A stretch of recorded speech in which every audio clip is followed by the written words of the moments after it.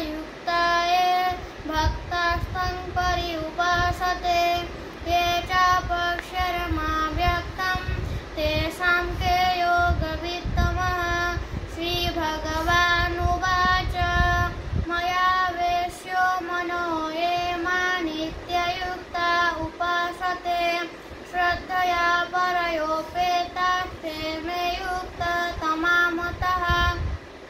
ये त्वक्षरमनिर्देश्यमव्यक्तं पर्युपासते सर्वत्र गमचिन्त्यं च कूटस्थमचलं ध्रुवं संनियमेन्द्रियग्रामं सर्वत्र समबुद्धय ते प्राप्नुवन्ति मामेव सर्वभूतहिते रतः। क्लेशोऽधिकतरस्तेषामव्यक्तासक्तचेतसाम् अव्यक्ता हि गतिर्दुःखं देहवद्भिरवाप्यते। ये तु सर्वाणि कर्माणि मयि सन्न्यासमत्परः अनन्येनैव योगेन माध्यायन्त उपासते तेषामहं समुद्धर्ता मृत्युसंसारसागरात् भवामि न चिरात् पार्थं मया वेशितचेतसाम्। मयैव मन आधत्स्व मयि बुद्धिं निवेशय निवसिष्यसि मयैव अथ ऊर्ध्वं न संशय। अथ चित्तं समाधातुं न शक्नोषि मयि स्थिरम् अभ्यासयोगेन ततो मामिच्छाप्तुं धनञ्जय। अभ्यासेऽप्यसमर्थोऽसि मत्कर्मो परमो भव मदर्थमपि कर्माणि कुर्वन् सिद्धिमवाप्स्यसि।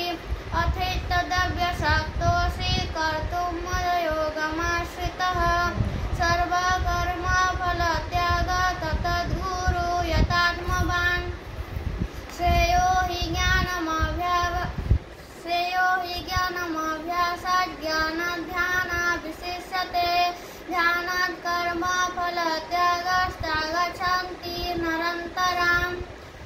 अद्वेष्टा सर्वभूतानां मैत्री करुण एव च निर्ममो निरहङ्कारः समदुःख सुखक्षमी सन्तुष्टः सततं योगी यतात्मा दृढनिश्चयः।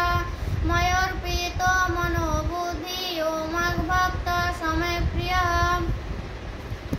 यस्मान्नो द्विजते लोको लोकान्नो द्विजते च हर्षामर्षभयोर्वैरी मुक्तो यः स च मे प्रियः। अनपेक्षा शुचिर्दक्ष उदासीनो गतव्यथः सर्वारम्भ परित्यागी यो मद्भक्तः समे प्रियः। यो न हृष्यति न द्वेष्टि न शोचति न शंसति शुभाशुभ परित्यागी भक्तिमान् यः समे प्रियः। भक्तिमान् समे प्रियः। समशत्रौ च मित्रे च तथा मानापमानय शीतोष्णसुखदुःखेषु समसङ्गविवर्जितः तुल्यनिन्दास्तुतिर्मौनी सन्तुष्टो येन केनचित् अनिकेतः स्थिरो मोतिर्भक्तिमान् मे प्रियो नरः। ये तु धर्मावुदमिदमथोक्तं पर्युपासते श्रद्धानामतपरमा भक्तास्तेति ममे प्रिया। ॐ तस्सदिति श्रीमद्भगवद्गीतासु उपनिषत्सु ब्रह्मविद्यायां योगशास्त्रे श्रीकृष्णार्जुनसंवादे भक्तियोग नाम 12 अध्यायः। श्रीकृष्णार्पणमस्तु।